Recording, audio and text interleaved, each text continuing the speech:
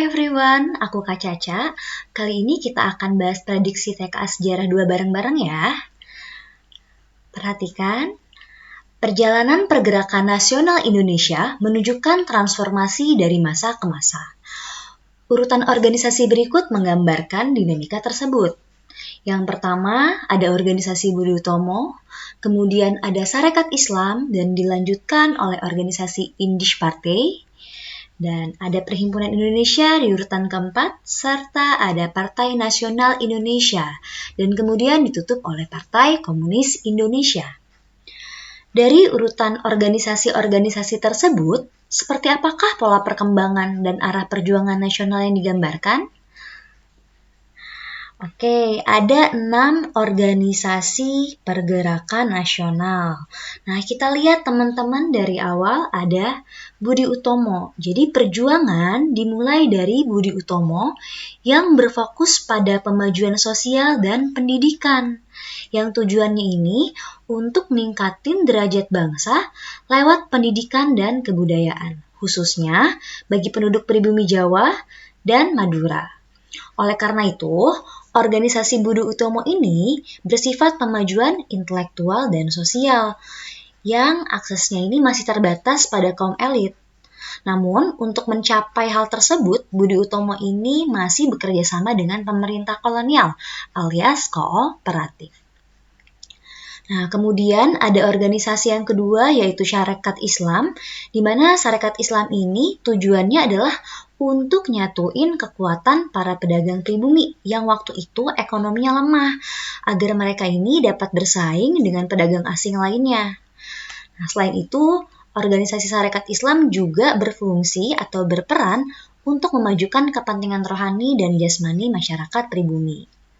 Nah, di sini secara garis besar berarti Sarekat Islam tujuannya adalah memajukan kehidupan sosial dan ekonomi rakyat. Sarekat Islam juga hampir sama kayak Budi Utomo karena masih bersifat kooperatif.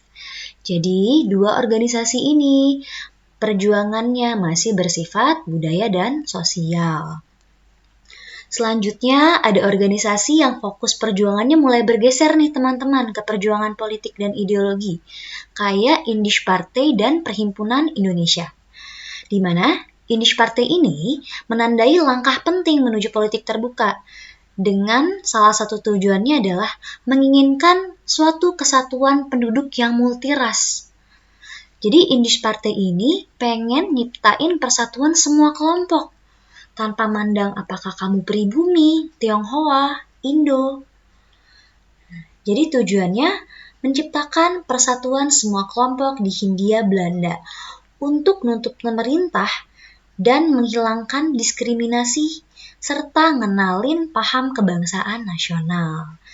Nah, di sini artinya Indisch Partij ini sudah mulai bersifat revolusioner karena pengen ngedobrak kenyataan politik rasial yang dilakuin sama pemerintah koloni di Indonesia.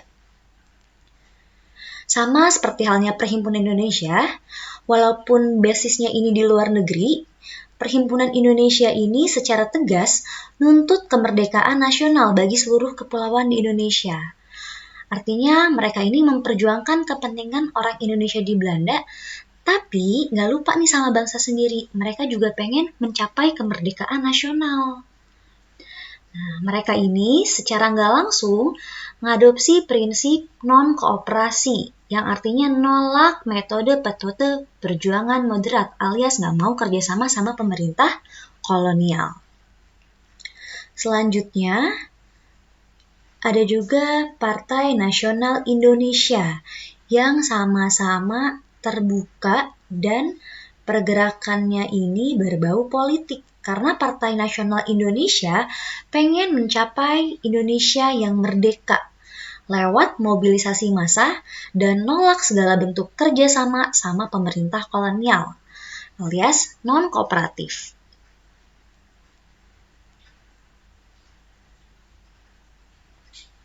Nah, terakhir nih, ada Partai Komunis Indonesia, di mana Partai Komunis Indonesia ini bentuk pergerakannya paling radikal dan revolusioner, karena mereka ini nuntut perubahan sistem secara total.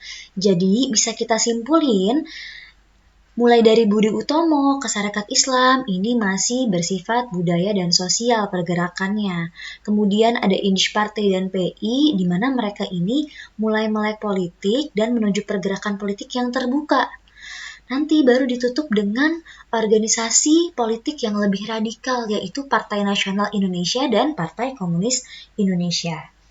Oleh karena itu, pilihan yang paling akurat ngegambarin transformasi ini adalah opsi yang C. Oke teman-teman, ini aja yang aku akan sampaikan kali ini. Sampai ketemu lagi di pembahasan selanjutnya.